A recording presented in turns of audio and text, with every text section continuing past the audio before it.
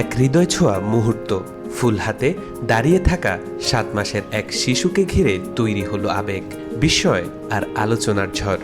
সেই শিশুই এখন আলোচনার কেন্দ্রবিন্দু।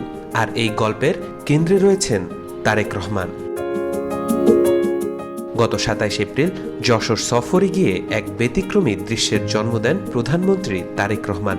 যশোর ইনস্টিটিউট পাবলিক লাইব্রেরি এলাকায় সফরের সময় ফুল হাতে কোলে থাকা ছোট্ট আন্নাসরকে দেখে আচমকাই বাস থেকে নেমে পড়েন তিনি।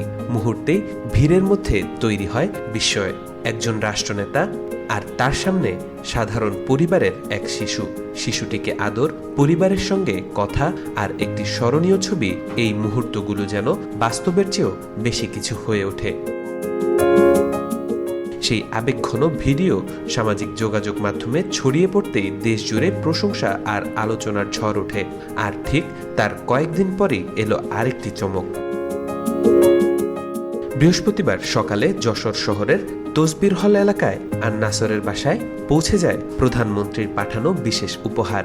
আমরা বিএনপি পরিবারের নেতারা এসে সেই উপহার তুলে দেয় শিশুটির বাবা মায়ের হাতে।